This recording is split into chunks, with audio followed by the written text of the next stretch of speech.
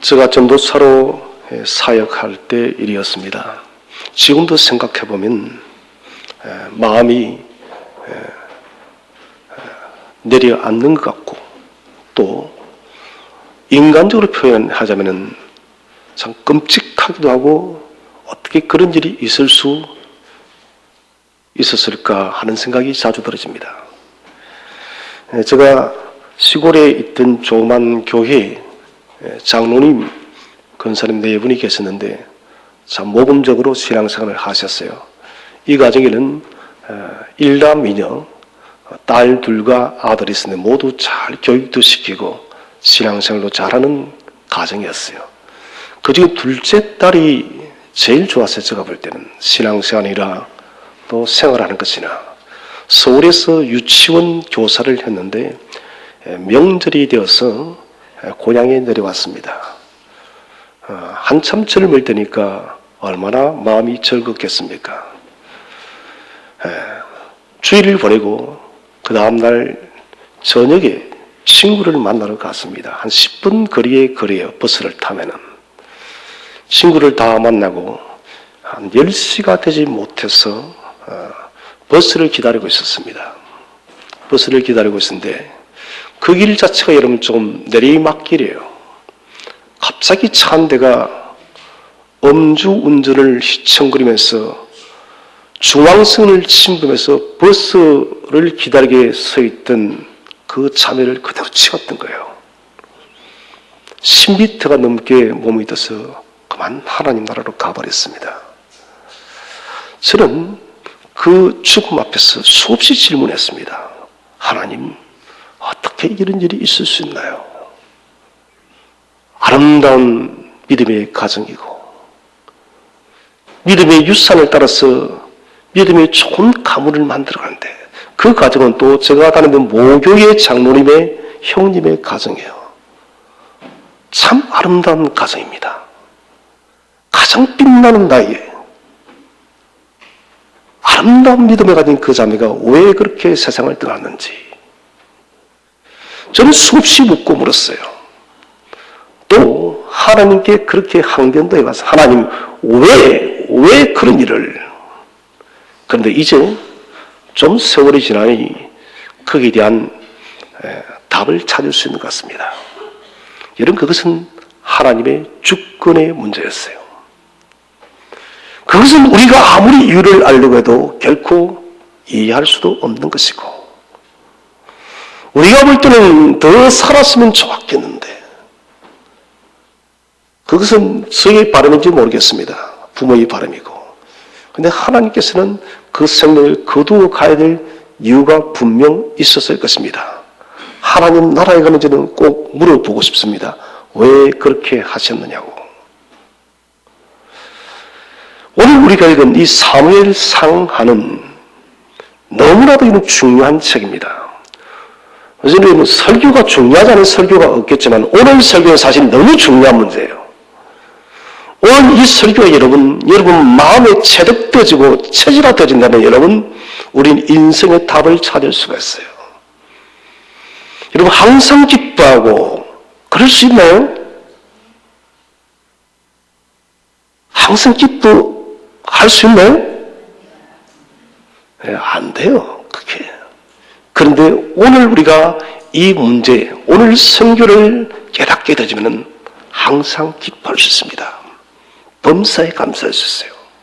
사무엘상하의 전체적인 이름, 하나님의 주권의 문제예요.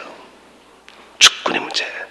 사람을 세우는 분도 하나님이시고 사람을 피하는 분도 하나님이시고 시대를 닫으시는 분도 하나님이시고 역사를 여는 분도 하나님이라는 것이에요.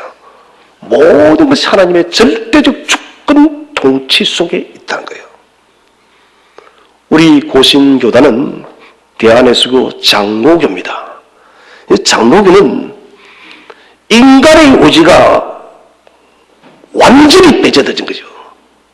모든 사람의 절대적 주권의 승리 속에 모든 것을 맡기는 것이에요. 이것이 이름 감리교의 차례입니다. 감리교에는 인간의 자유의지가 들어갑니다. 그러나 기독교는 그렇지 않습니다. 칼빈이 말한 대로 하나님의 절대적 주권, 우리는 그 절대적 주권을 그대로 믿는 것이에요. 궁극적으로 여러분, 하나님의 주권에 대한 믿음은 반드시 하나님이 선하시기 때문에 선한 결과를 만든다는 것을 믿으시기를 바랍니다. 여기에 대한 우리가 여러분 신앙적, 교리적 깨달음이 있어야만 우리는 여러분 세상에서 일어나는 수많은 일들에 대해서 기쁜 일이든 슬픈 일이든 납득할 수 있는 일이든 납득할 수 없는 일이든 그 문제에 대해서 우리는 답을 찾을 수 있고 기뻐할 수 있고 감사할 수가 있는 것입니다. 사무엘서 2장을 보시면은 한나의 기도가 나오는데 우리는 한나의 기도를 보면서 한나가 아이를 낳았어 이러면 그런 기도의 문제가 아닙니다. 한나는 지금 하나님의 주권의 문제를 고백하고 있습니다. 부하게 하신 분도 하나님이시오. 가난하게 하신 분도 하나님이시고 권사자를 세운 분도 하나님이시고 낮은 자를 세운 분도 하나님이시고 모든 것이 하나님의 주권의 손 안에 있다는 것입니다. 오늘 이 한나의 기도는 기나긴 350년의 어둠의 사사시대를 종결시키는 여러분 예언적 기도입니다.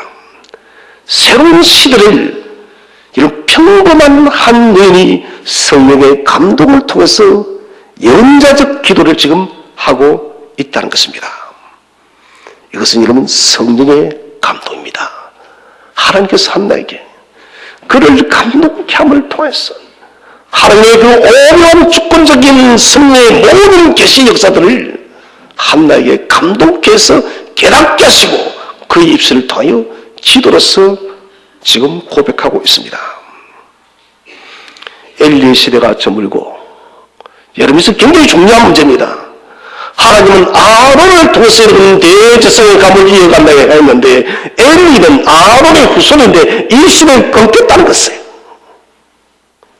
그 대신에 사무엘을 세우겠다. 사무엘은 제사장 가문이 아닙니다.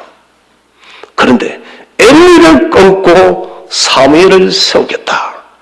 이것은 여러분 하나님의 주권적 영역입니다.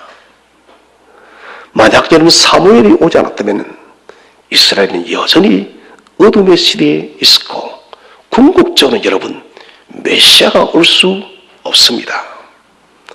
1장을 보시면은 사무엘에서는 재밌게도 비교를 시키고 있습니다. 엘리와 엘가나. 엘리가 누굽니까? 대제사장입니다. 대제사장인데 불구하고 그는 여러분 불경건한 대제사장입니다. 영성이 없는 사람이에요. 하나님에 대한 관심이 없는 사람이에요. 평범한 엘가나. 아무리 여러분 예배드리지 않는 그런 시대에 매년마다 하나님께 때를 따라서 절기를 지켰던 엘가나. 그리고 우리가 자는 한나란 여인과 버린나. 한나는 하나님께 기도할 줄 아는 여인이었고 하나님을 경외하는 여인이었고 버린나는 한나를 격동케 하는 사람이었습니다.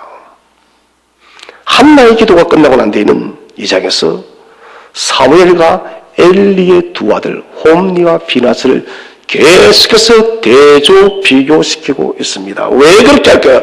보라는 것입니다. 보라.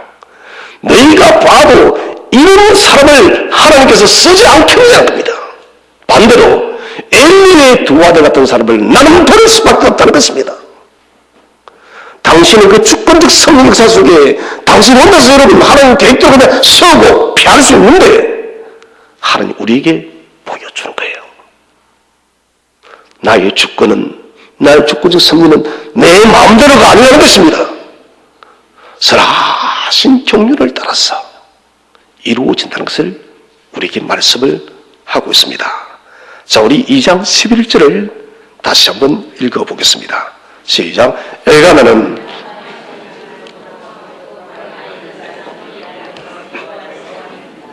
자, 거기에서 21절에 2장 11절에 여호와를 섬기니라. 거기에 밑줄을 그으시기 바랍니다. 여호와를 섬기니라. 그 아이가 사무엘입니다. 그 아이는 제사장 엘리 앞에서 여호와를 섬기니라. 여러분, 이때는 사무엘은 나이가 이제 겨우 4살, 5살 아이입니다. 여러분, 마을 겨우하고 그런 이제 하는 그 아이가 젖을 떼고 와서 이제 하나님을 섬기는 거예요. 이 아이가 대체 무슨 일을 할 수 있겠습니까? 그런데 성경은 기록하고 있습니다. 어린 아이지만은 여호와를 섬기는 사람이다. 여러분, 이것은 무슨 말이지만은 어린 사무엘이지만은 하나님의 주권을 인정한다는 거예요. 주권이 뭐예요? 하나님의 다스림이에요. 하나님께서 여러분, 저와 여러분의 모든 생을 처음부터 끝까지, 아니 창세에 전 우리가 태어나기 전부터 우리의 생명이 하나님 날아가는 그날까지 저와 여러분의 삶을 통치하고 다스리고 인도하고 있다는 것을 믿으시기 바랍니다. 이게 주권 인정이에요. 가장 위대한 믿음이 바로 주권에 대한 믿음을 가진 것입니다. 우리 여기에 대한 미스터리가 풀리게 되면 우리 무엇이든 감사할 수 있는 거예요. 어린 사무엘이지만은 성령께서 함께 하시니, 하나님의 영이 함께 하시니 이 어린 아이가 하나님을 섬기는 것입니다. 대조적으로 2장 12절을 읽어보겠습니다. 시작. 엘리의 아들들은 행실이 나빠 여호와를 알지 못하더라. 거기에 여호와를 알지 못하더라 밑줄을 그으시 바랍니다. 사무엘은 여호와를 뭐하더라? 섬기더라. 홈리와 비나스는 여호와를 뭐한다고요? 알지 못하느라. 이 홈리와 비나스를 설명할 때 오늘 성경을 보니까 행실이 나빠 이렇게 됐습니다. 앞에 성경은 불량한 사람이라 했습니다. 행실이 나빠라는 말은 베네라는 말과 벨리야할이라는 말이 합쳐서 그래요. 베네는 아들이에요. 벨리야할은 이런 많이 들어봤죠? 신약시대에 사도 바울이 고린도전서 6장 15절 한번 띄워주시기 바랍니다. 고린도전서 6장 15절 시작. 그리스도와 벨리알이 어찌 조화되며 믿는 자와 믿지 않는 자가 어찌 상관하며. 주여, 뭡니까? 벨리알이 사탄의 아들이에요. 그럼 홈리와 비느하스가 정체가 뭡니까? 그의 정체는 사탄의 아들인 거예요. 사도 바울이 뭐랍니까? 예수 그리스도와 사탄이 어떻게 함께 공존할 수 있느냐는 거예요. 오늘 홈리와 비느하스, 엘리의 두 아들은 사탄의 아들이라는 것입니다.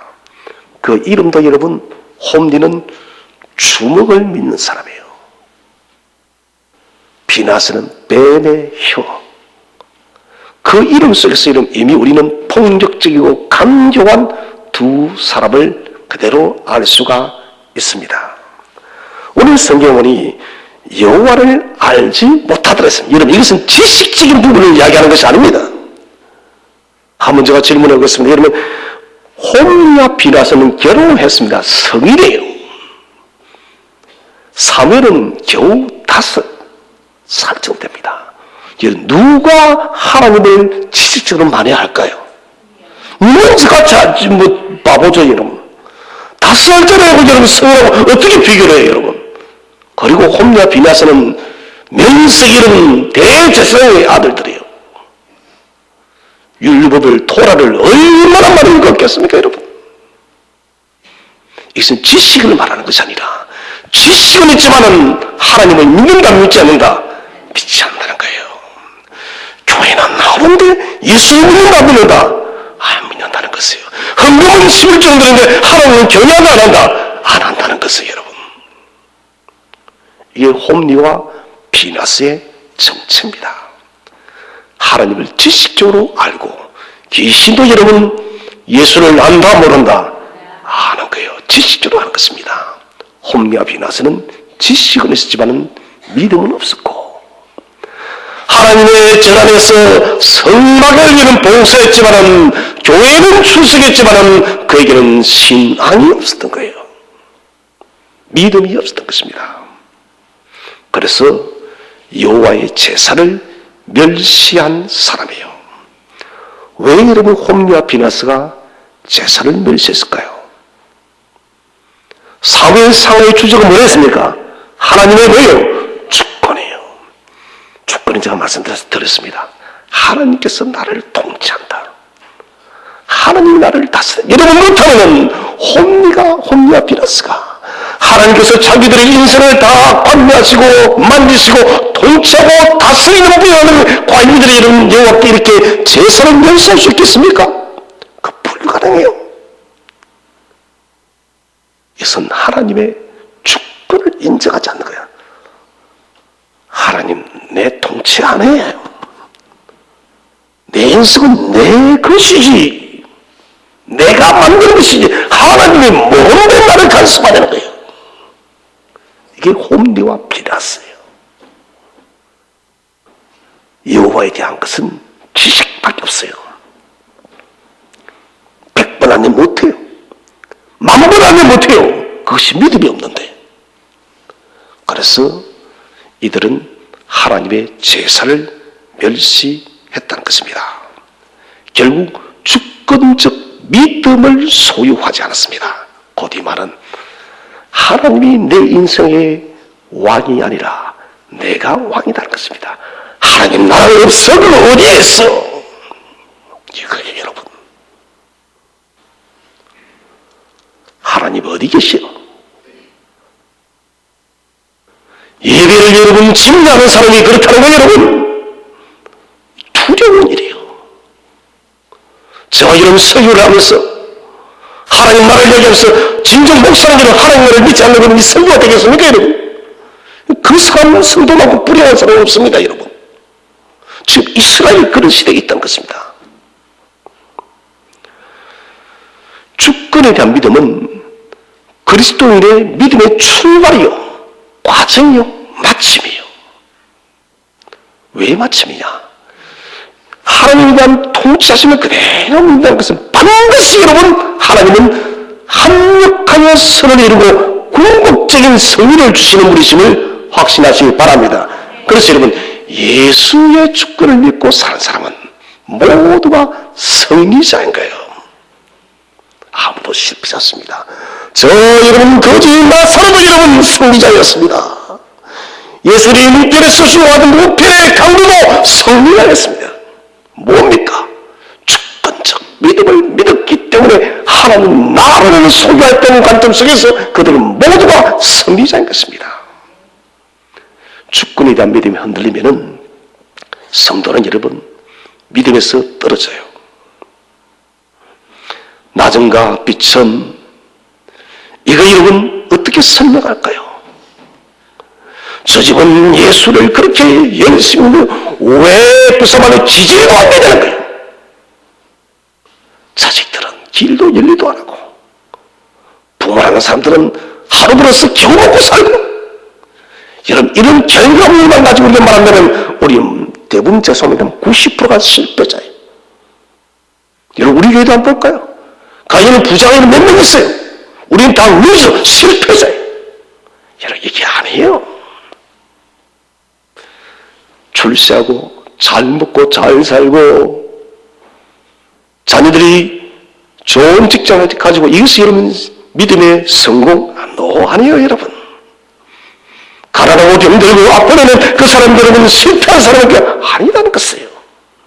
이것은 물질 만능주의가 만든 인본주의가 만든 여러분 우리를 속이는 눈입니다.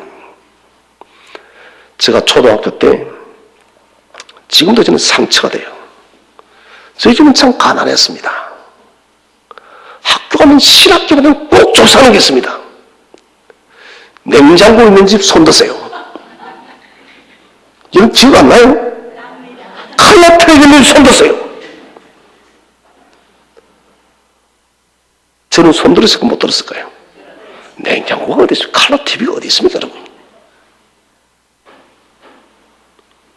선생님은 칼라 텔레비전 있는 집 냉장고 다 찍어요 여러분. 죄송해요 우리 재수비 교사한테 미안합니다. 그때는 뒷돈을 엄청나게 받았어요. 돌아가면 뒷돈이에요. 지금 교육이 많이 투명해졌죠. 왜 선생님이 그것을 쫓아나요? 부모의 가진 것으로 아이에게는 인격까지도 판단한 거예요. 이건 엄청난 문제예요. 보이는 결과물로서 인성평가하는 것, 이것은 하나님의 주권을 부정하는 거예요.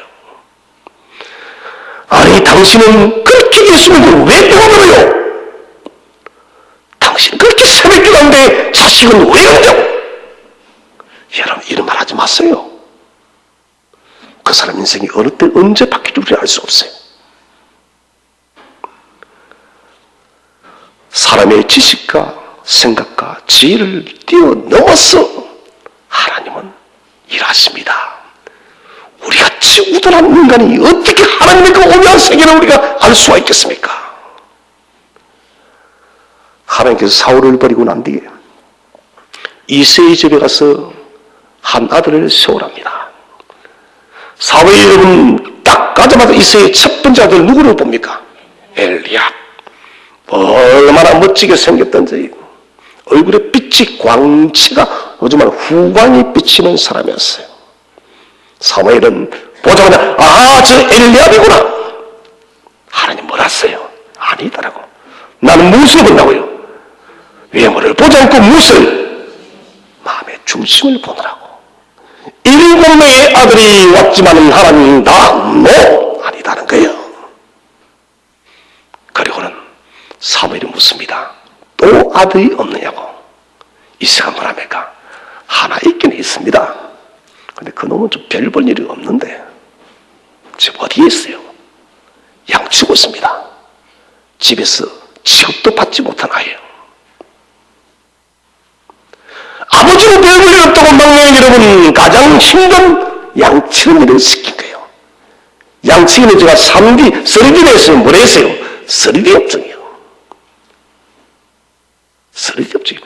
포도 농사 짓는 사람과 여러분 양치기는 가장 힘든 직업이에요. 이스라엘에서. 사무엘은 여러분 다윗을 보고 기름을 붓는 것입니다. 이 다윗, 이 사람 대체 어떤 사람일까요? 우리 사도행전 13장을 일단 펼쳐놓겠습니다. 사도행전 13장.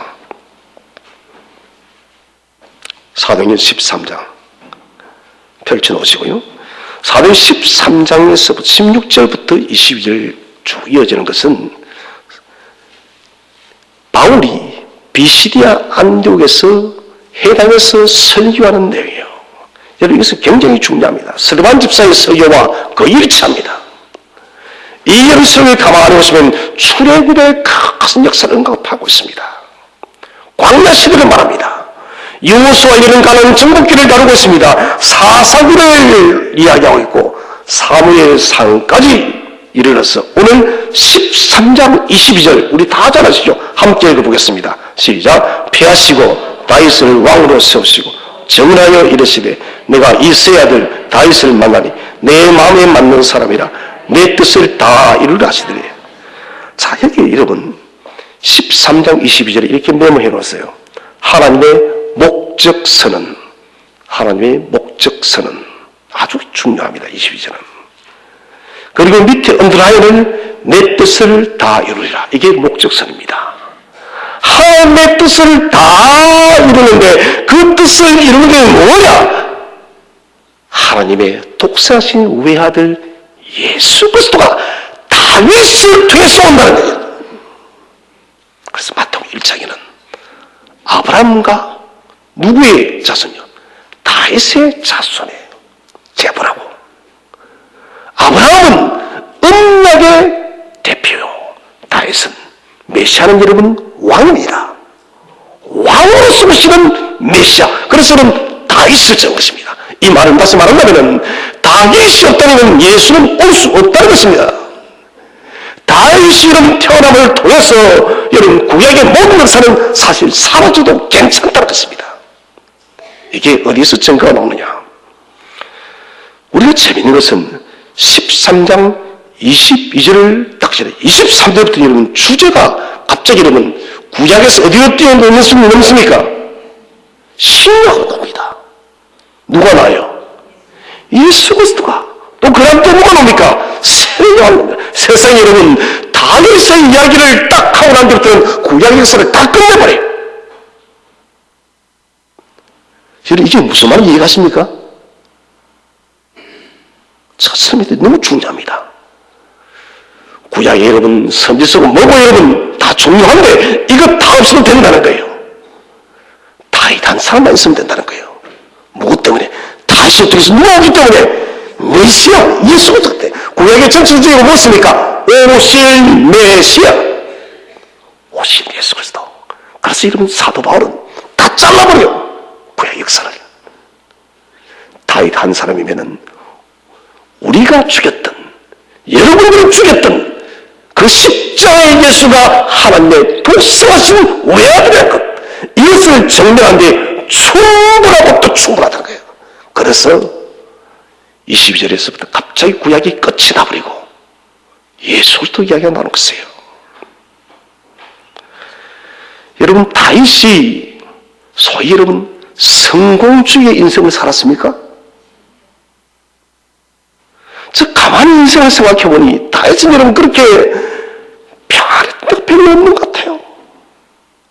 어렸을 때는 여러분 아버지께서 아들 취급 안 하니까 밤새도록 양을 치고 사자와 고구마가 싸우고 마치 집에서 버려진 아이처럼 자랐어요. 사울의 기름 부음 받고 났더니 골리앗과 전쟁을 하는데 그때까지 좋았습니다. 그 다음부터는 근 12, 13년을 사울의 쫓김을 받습니다. 이런 수많은 목숨의 얘기. 아둘람 동굴로 피신한 그 다윗의 마음 이해가십니까? 블레셋 땅 가서 이런 치명에 미친 척했던 그 다윗, 죽음의 위기를 몇 번씩 넘깁니다. 왕이 되어서 좀 편해지냈더니 그만 자기 스스로 바세바를 범해요. 그것을 감추기 위해서 우리아까지 죽입니다. 이 일 때문에 여러분 다윗의 집은 엄청난 풍파가 옵니다. 그 아들 압살롬이 아버지를 반역하며 죽이려고 합니다. 반역까지 일어났어요. 풍파가 멈추지 않아요.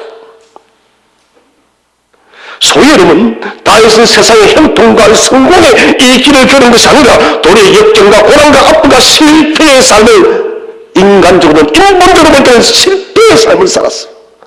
그런데 하나님 다윗을 이는 내 마음에 합한 사람이라고 그 다음에 다윗의 인생을 위대하게 평가하고 있습니다. 소위 이름 파이널 지점, 결승 지점이에요. 13장 36절 사도행전 다음 편 읽어보겠습니다. 시작. 다윗은 당시에 하나님의 뜻을 따라 섬기다가 잠들어 그 조상들과 함께 묻혀 썩음을 당했으라. 자, 여기에 어디에 줄을 쓰느냐?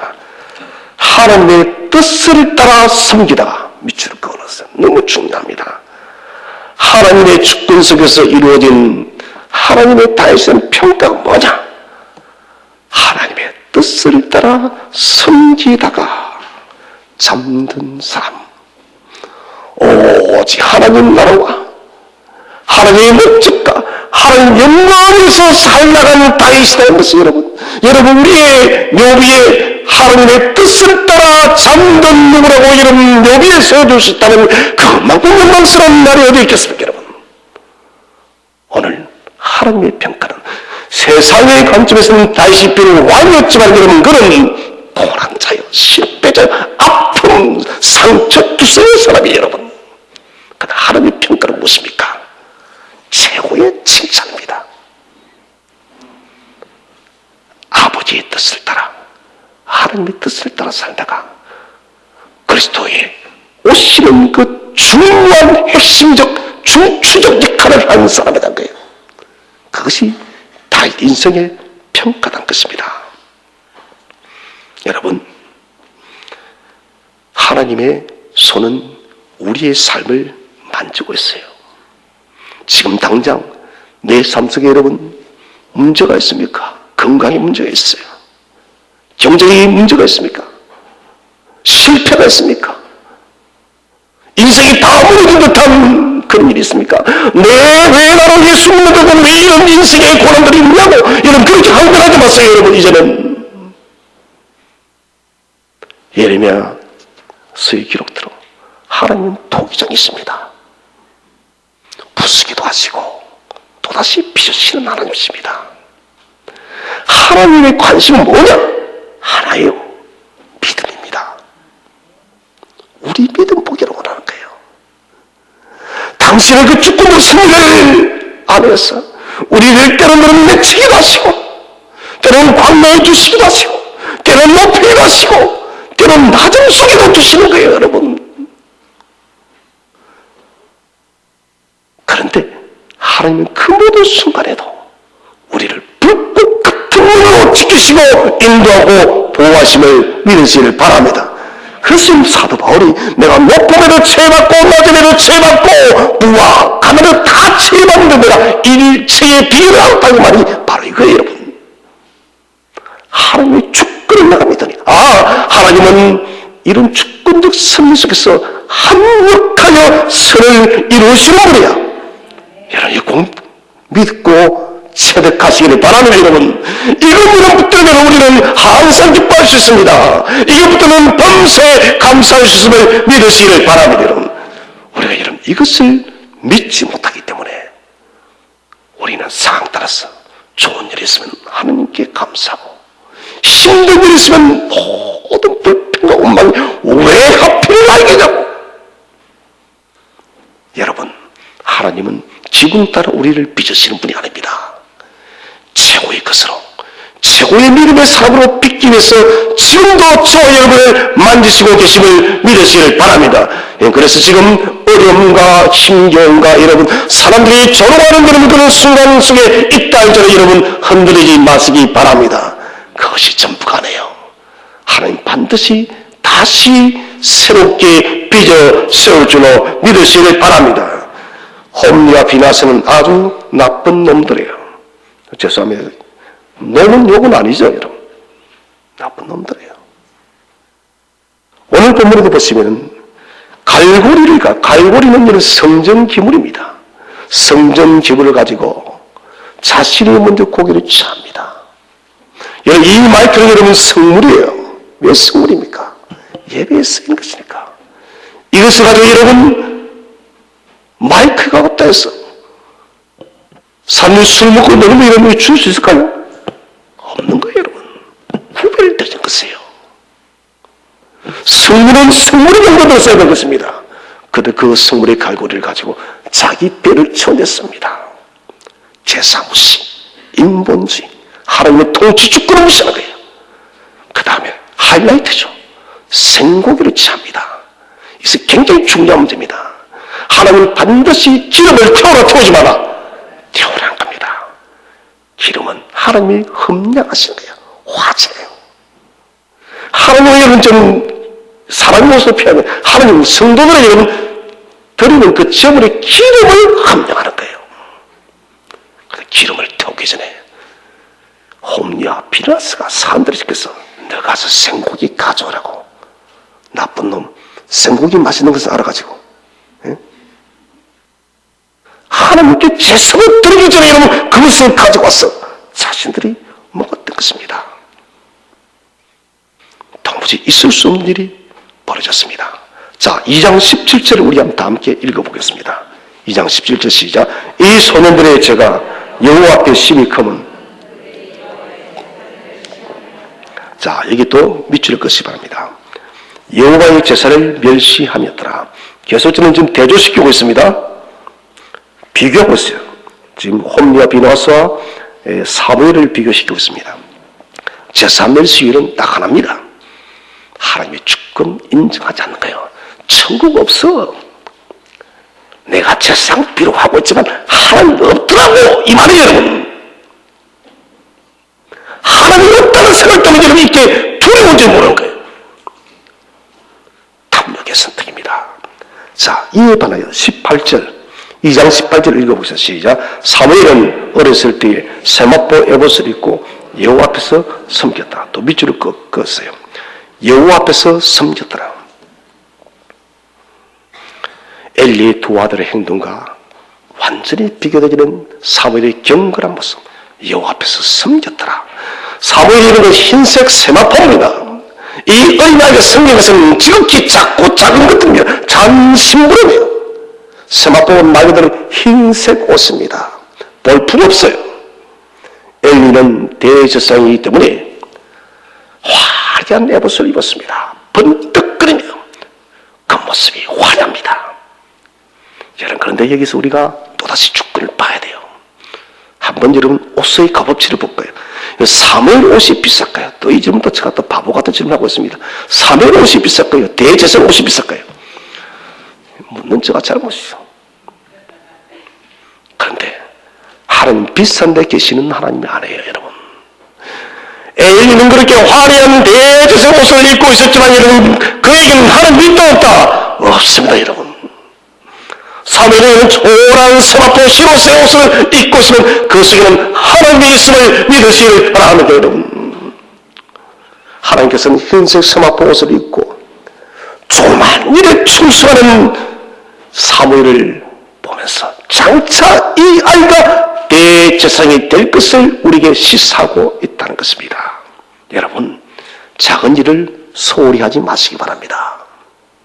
작은 일에 충성해야 주님은 큰 일도 맡겨주는 거예요. 모든 일들 여러분 작은 것에서 시작되어집니다. 저는 교회에서 살아가면서 작은 것에 충성한 사람에게는 큰 일을 맡기는 것입니다. 여러분, 세계 최대의 부자 중 한 사람은 강철한 카네기가 여러분 후계자를 결정할 때 전 세계가 관심이 집중되었습니다. 대체 누구를 세울 것인가? 자기의 자녀를 세울 것인지, 누구를 세울 것인지, 어떤 엘리트를 세울 것인지. 그런데 충격적이었어요. 자기 비서를 후계자로 생각한 겁니다. 비서는 여러분 초등학교밖에 안 나온 사람이에요. 이 사람이 카네기 회사에 들어올 때는 청소부로 들어왔습니다. 그런데 카네기가 보니까 이 청소부는 항상 즐거운 거예요. 카네기가 말합니다. 내게는 내 회사는 많은 청소부가 있지만 내가 유일하게 아는 청소부는 이 사람밖에 없다고. 그는 언제나 성실하다는 것입니다. 카네기는 그 청소부의 성실함을 보고 자기의 비서로 채용하면서 또 이런 말 합니다. 내 비서는 내가 자리에 뜨기까지 한 번도 나를 떠난 적이 없습니다.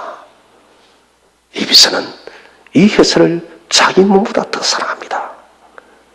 이것보다 더 만족스러운 조건이 어디에 있겠습니까? 여러분, 작은 일에 충성할 때 하나님께서 큰 일을 맡겨줌을 믿으시길 바랍니다. 작은 일에 충성할 때 하나님은 큰 일을 맡기시고 또한 보상해 주는 것입니다. 18절에서 사무엘의 헌신이 나온다면 19절에는 한나의 헌신이 나옵니다. 19절을 함께 읽어보겠습니다. 시작. 그의 어머니가 매년 드리는 제사를 드리러 그의 남편과 함께 올라갈 때마다 작은 곳을 지어다 주었더니, 이것은 하나님의 주권적 은혜에 대한 감사로서 매년마다 옷을 지어서 드립니다. 여기에는 두 가지가 있어요. 자신의 아들을 넘어선 것입니다. 내 육신의 아들이지만은 비록 이야기가 어리지만은 하나님의 성소에서 봉사하는 아이라고 한나가 그 어린 아이를 존중하고 있는 것입니다. 하나님 때문에. 하나님의 좋은 일을 하는 거예요. 하나님께서는 한나의 이런 헌신을 보시고 갚아주세요. 하나님은 반드시 갚아주십니다, 여러분. 갚아주세요. 20절, 21절, 우리 21절 말씀을 다 함께 읽어보겠습니다. 21절 시작. 여호와께서 한나를 돌보시사 세 아들과 두 딸을 낳게 하셨고 아이 사무엘은 여호와 앞에서 자라니라. 자, 그게 돌보시사 밑줄을 그려요. 돌보시사. 돌보시사는 박하다는 길은 방문하다. 하나님께서 한나를 직접 찾아왔다는 거예요. 우주 만물을 만드신 전능하신 하나님께서 여러분 작고 작은 한나를 직접 찾아왔다는 거예요, 여러분. 우리 집에게는 목사를 신방하는 것이 아니라 하나님께 직접 신방했다는 거예요, 여러분. 얼마나 놀라운 일입니까? 이 헌신이 하나님을 감동하는 것입니다. 우리가 1장 19절 한번 찾아보겠습니다. 1장 19절. 다 함께 읽겠습니다. 시작. 그들이 아침에 일찍 일어나 여호와 앞에 경배하고 돌아가 라마의 자기 집에 이르니라. 엘가나가 그의 아내 한나와 동침하며 여호와께서 그를 생각하시니라. 생각하시니라. 이렇게 밑줄 걸었어요. 생각하시니라는 제가 많이 사용한다는 착하릅니다. 이런 기억하사. 1장에서는 하나님께 한나를 왜 했다고요? 기억했습니다. 신방에서 안 했어요. 안 했습니다. 2장에서는 뭐 했습니까? 하나님이 직접 친히 방문신만 하사 더 깊이 찾아오신 하나님이에요. 여러분, 하나님의 주권을 인정할 때 하나님은 저와 여러분을 더 깊이 찾아올 줄로 믿으시기를 바랍니다. 하나님 이것을 기뻐하는 거예요. 우리는 하나님의 갚으시는 이 원칙을 잊지 말아야 됩니다. 우리는 모두가 하나님의 종이에요. 레위기 25장 55절에서 이스라엘 자손은 나의 종들이 됩니다. 마태복음 20장에 이런 포도원에 우리는 품꾼으로 다 들어갔습니다. 하나님 나라는 일은 은혜의 나라, 긍휼의 나라입니다. 한 시간 전에 왔던 아침에 일찍 왔던 하나님은 긍휼을 따라서 수고한 대로 그 수고가 여러분 좀 못 미쳐도 나는 좀 백약했어. 일도 많이 모르는데 그래도 한 대나리요 여러분. 하나님 나라는 여러분 꽝이 없어요. 제가 가끔씩 시장을 좀 보러 가는데 우리 동네에 뭐 이름 말해도 PPL 선전이 되지 모르게 총각 정육점은 다 아실 거예요. 총각 정육. 고기를 제가 몇 번씩 가끔 사러 가는데 갔더니 언제가부터 갈 때마다 그래요. 갈 때마다 매일 가는 게 아니라 한 달에 한두 번 정도 갈 때요. 그 사고 넣는 그 돈이 얼마 되니까 무슨 빙 돌리듯이 던지라는 거예요. 그 던지니까 처음에는 뭐 돼지고기 그 수육이 걸렸어요. 기분이 참 기분 좋다 싶었어요. 그 다음 또 가니까 여기 사고를 또 걸린 거예요. 이상하다. 나는 참 안 걸리는 사람인데 왜 걸릴까 싶어서 가만히 자판기를 봤습니다. 꽝이 있을까요 없을까요? 꽝이 있어요. 그런데 꽝 하니 꽝이 뭐냐? 다시 한번 더요. 꽝 하면 다시 한번 더요. 이거는 꽝이 있다 없다요? 없는 거예요 여러분. 무조건 그래. 무조건 그래요. 무조건 그래요. 저는 그거 보면서 하나님 나라도 똑같은 거예요 여러분. 내가 비록 여러분 좀 약하여도 내가 많이 봉사하지 못해도 하나님은 우리가 하나님을 존중히 여기면은 하나님을 여러분 주권을 인정하면은 하나님은 우리의 수고와 관계없이 채워주시는 하나님이심을 믿으시기 바랍니다. 자, 그 다음 2장 21절을 우리 한번 다 함께 읽어보겠습니다. 2장 21절 시작. 여호와께서 세 아이가 두 딸을 낳게 하셨고 그 아이 사물은 여호와 앞에서 자라니라. 또 밑줄을 껐어요. 사무엘은 여호와 앞에서 자라니라. 이 구절과 22절 25절의 홈리와 비나스의 패역한 행동, 저 입에 담지 않겠습니다. 너무 더러운 죄가 많았어요. 사무엘은 여호와 앞에서 경건하게 자라고 이 두 아들은 아주 난장판입니다. 그러니까 2장 26절을 다 함께 읽겠습니다. 시작. 아이 사무엘이 점점 자라며 여호와 사람들에게 은총을 더받더라. 또 밑줄을 껐어요. 여호와 사람들에게 은총을 더받더라. 사무엘은 자랄수록 하나님과 사람들에게 은총을 받는 사람이 되어졌고 28절 이하부터는 27절 이하부터는 홈리아비는 점점 더 하나님께서 충기기로 결정합니다. 이것은 왜 죽이느냐? 제사를 무시한 것은 하나님의 주권을 무시한 것이고 이것이 소위 신약의 성령 해방죄예요. 제가 성령 해방죄가 뭐라 했습니까? 하나님의 사역이 분명함에도 불구하고 나는 그 사역을 완전히 의도적으로 나는 부정하게 돼서 마치 여러분 우리가 쇠가 있다면 강철로 방패를 두른 것을 제가 성령 해방죄로 표현했습니다. 홈리와 비나서 그렇다는 것입니다. 하나님께서 29절에서 묻고 있습니다. 내 점과 예물을 밟으며 내 아들들을 나보다 더 중요하게 28절에는 하나님은 모든 불안을 네게 줬는데 나는 너를 그렇게 존중했는데 하나님은 당신을 존중히 여긴 자를 존중히 여겨주시는 거예요, 여러분. 이렇게 기적인데 너희는 네 아들을 존중하겠다는 것입니다. 자, 존중이라는 말은 카바드라는 말이 기억날 겁니다. 카바드라는 말은 문자적인 것은 간이에요.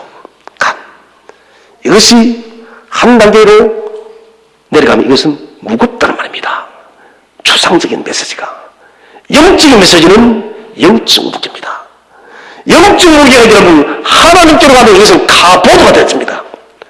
영광이 되어지고 사람에게 가면 강팍이 되는 거예요. 하나님께 바로의 마음을 구하게 들어요. 강팍이 카보드예요. 카바드.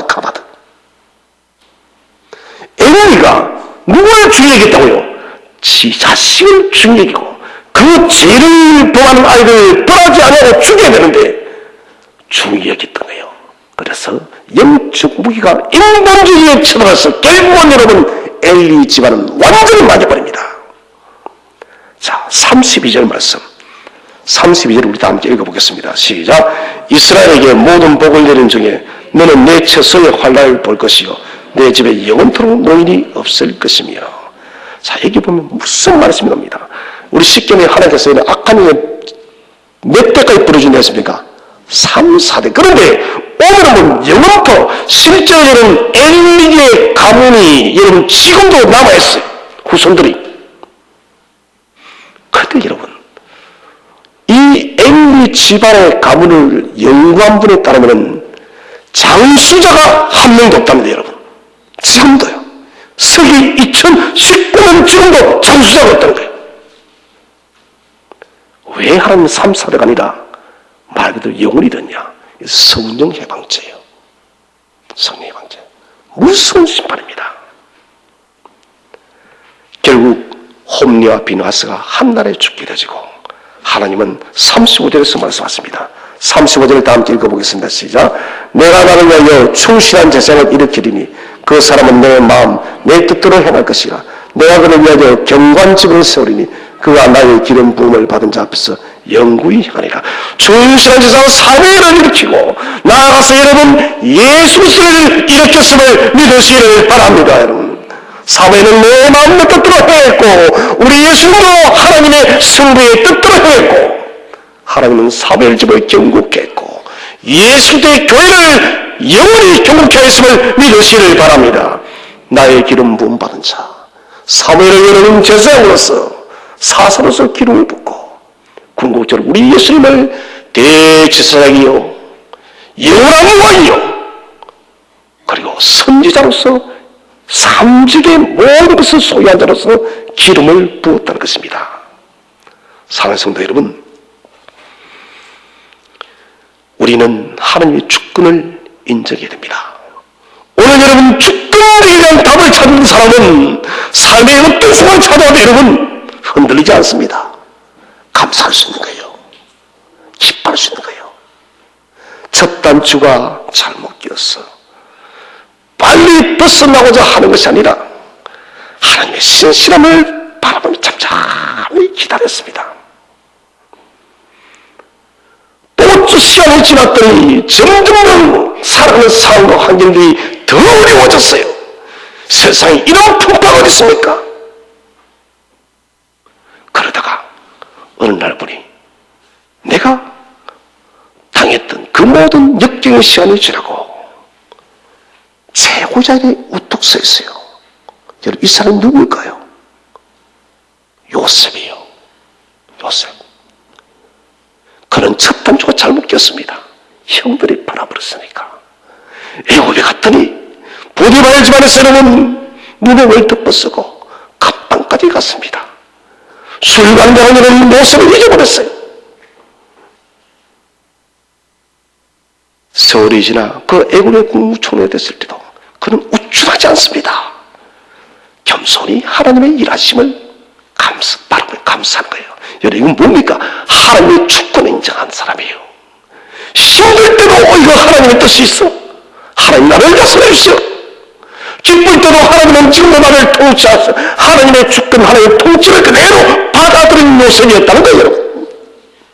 사랑하는 성도 여러분, 하나님의 주권이 저와 여러분 우리 교회 가정 속에 영원히 함께함을 믿으시기를 바랍니다. 하나님이 해갔습니다. 합력하여 선을 이루시는 분이십니다. 범사에 이제는 하나님의 축구를 인정하여서 궁극적으로 선을 이루시는 하나님을 바라보면서 항상 기뻐하며 범사에 감사하며 살아가는 믿음의 거인들이 되시기를 주의 이름으로 축원드립니다.